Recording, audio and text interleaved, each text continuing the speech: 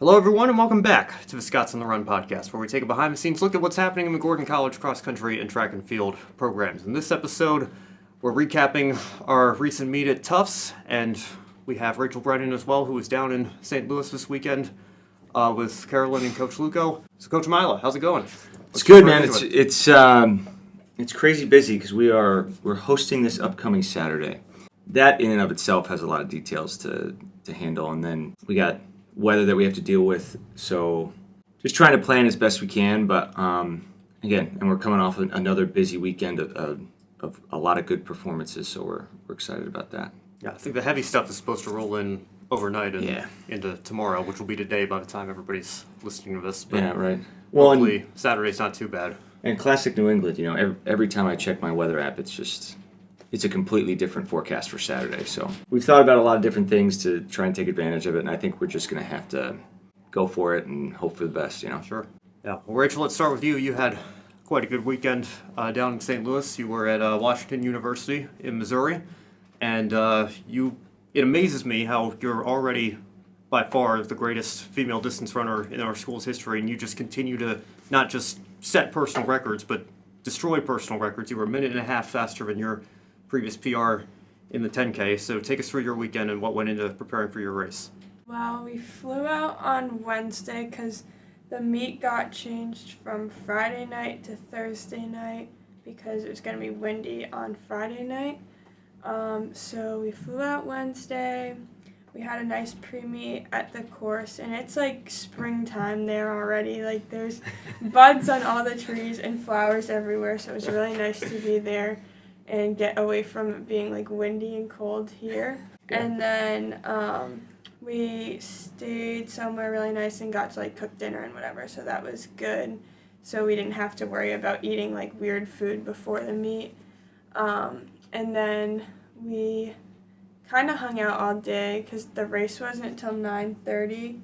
And it was like the perfect day. It was like 55 degrees, I'd say. There was no wind, and it was like nighttime, so there wasn't sun either. And it was like the perfect setup for the race, which was really nice. Yeah. What was the last workout you did going into it? We did on Tuesday a tiny workout because we had thought, like we planned for Friday, and so then we couldn't do too much. So I just did, I think it was 2x800 at 10K pace, and then 3x200 like faster. But it was like really simple and just like getting the feeling in our legs. So that was really nice. And it went well. And I tried to try out my like new shoes, but I didn't feel quite ready to use them last week. So we're going to try to use them next week for 5K. Nice. What, I guess I'm curious, how'd you feel going into the race? Obviously, okay, so the conditions were right. How were you, where was your head at? Did you know you were going to run that fast? Did you just say, I'm just going to see where this race takes me? Yeah, my goal was probably to try to get 35:50. That's what I thought was I don't know. I don't know where I got that goal, but that's what I thought.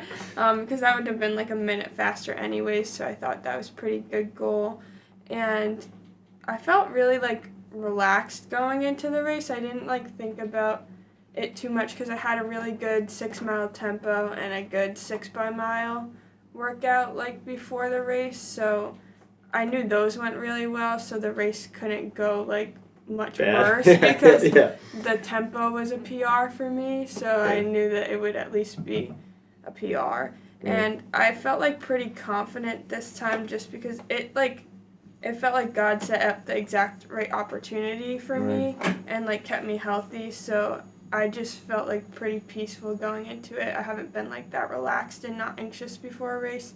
So I think that really helped because I only stressed about it for 45 minutes before. And usually it's a couple days before. Right. That was pretty good. That's a big improvement for you for sure. Yeah.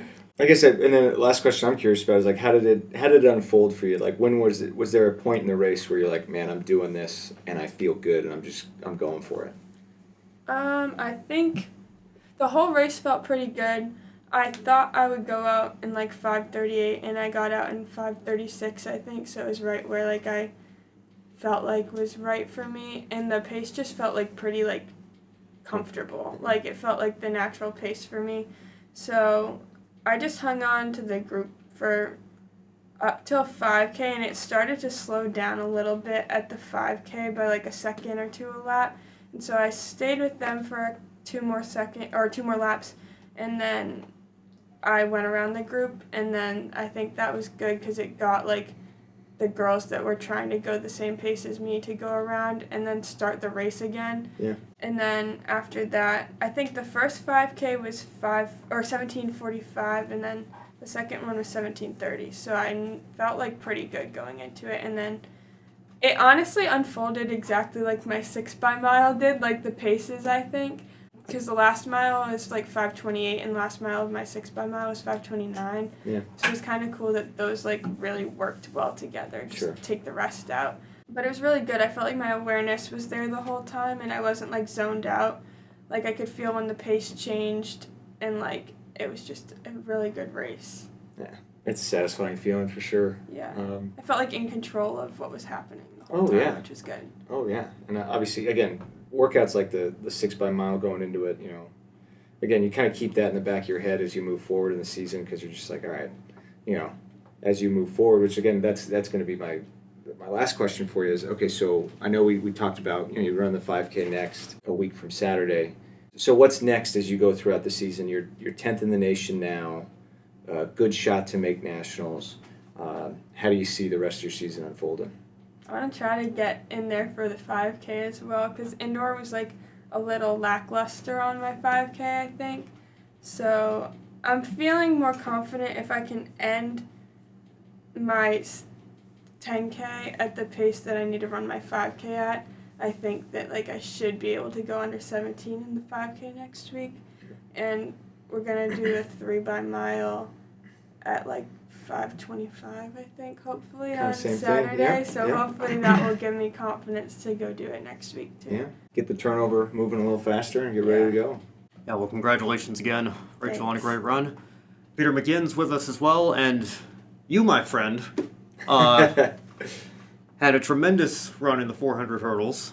Mhm. Nobody thought you were going to go under 60. You ended up being just, a quarter of a second, I think, off of our school record, yeah. Less than, a little less than Yeah. that, so, yeah. Yeah, so tell us about that. Yeah, going into it, I didn't really know what to expect that much because last year was a pretty poor season for me, given that I peaked at a 64. So I was somewhat doubting myself, but I was hoping that I would be able to get down because I've been hoping to get down to closer to a 58 flat eventually. And then I found out that one of my coaches, Coach Ethan, thought I was going to run a 62.5. So then when I was on the start line, I was like, at least the one thing that I need to do is prove him wrong. So that's really what I thought about for most of the race. And then every hurdle went smoothly. And then as the race, after like 200, I was like, wow, like I actually might get there, get under 60. And so I just went for it and saw what happened.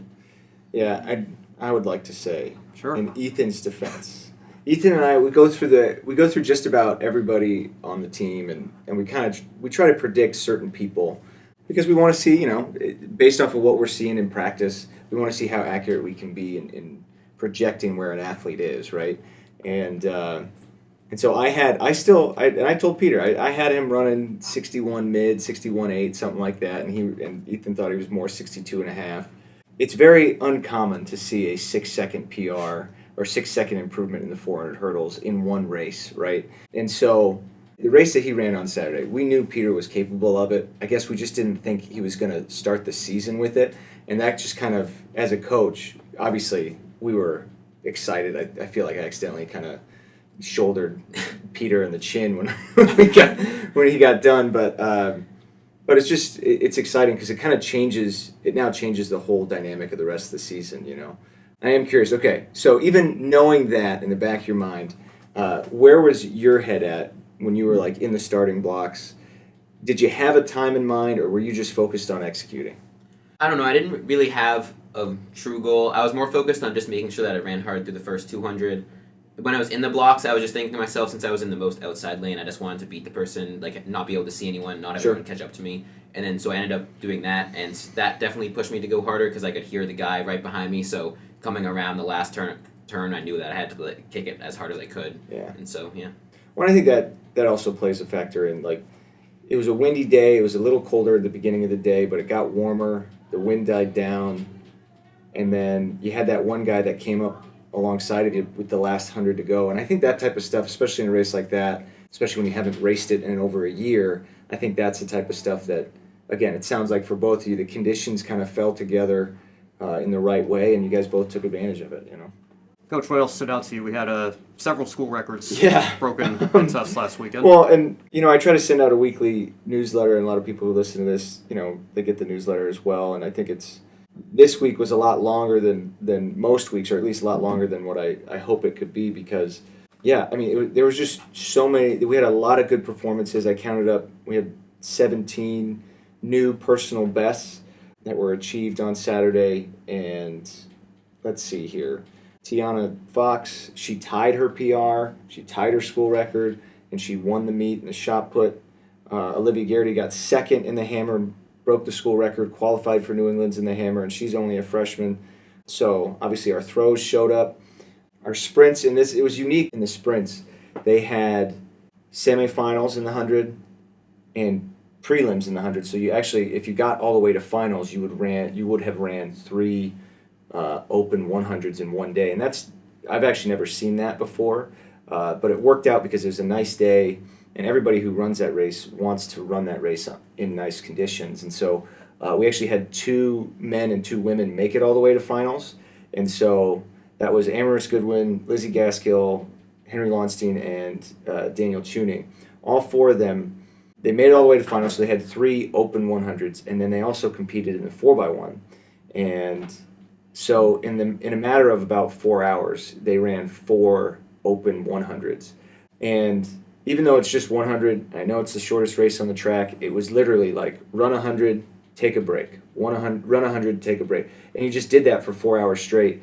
They really felt it afterwards, but it was affirming because the training that we do, you know, I think it showed because we had, like I said, we had good conditions. They took advantage of it, and it was really impressive. And I have to also, last thing I got to mention is the women's 4x1 broke the school record, and that was a record that stood, I think it's, I don't know, maybe 8 years old, something like that. So we were happy to lead off our season with that, and I know we've got big aspirations for that group and that relay moving forward. Your newsletter says 16-year school record. Probably. So that sounds more. Yeah. Maybe I think it was 2008 that it was. There you go. Yeah, That would be. so that would make that sense. was last set. So yeah. Yeah, well, great performances all around For sure. this weekend, and this upcoming weekend we're Yep. hosting a meet, so tell us about that. We are hosting. Always fun to race on your home track. Like I said, the weather's not going to cooperate in the way we want it to. It doesn't look like it, but hopefully the rain holds off enough to where we can really take advantage of having your home track to compete in. You know, we have 10 teams scheduled to come, and you know, it'll be good New England racing. It'll be gray and a little cold, and we'll take advantage of it the best we can. But I love our home meet. I think we've got a really good facility to host, and I think we do the best we can to stay on time and make it efficient and make it a good experience for our athletes, but also for the guests and, you know, our competitors as well. So I'm looking forward to it. I feel pretty good that we're in a good spot to host a good meet, and yeah, hopefully it'll be a good time. Yeah, well, and again, up here in New England, they don't know what it's going to do 3 hours from now, let alone 3 days here. So we'll keep an eye on the weather and see For sure. what it looks like. But yeah, regardless, like you said, we've got a great facility, and I'm looking forward to taking the meet in just as a fan and helping our distance I'll out put a you little to bit work, as Ben. well. So, well, I'm sure you will. Yeah. All right, well, thank you all so much for listening, and like we just said, we will see you next week to recap our home meet, the Jonathan Timon Invitational. That's it.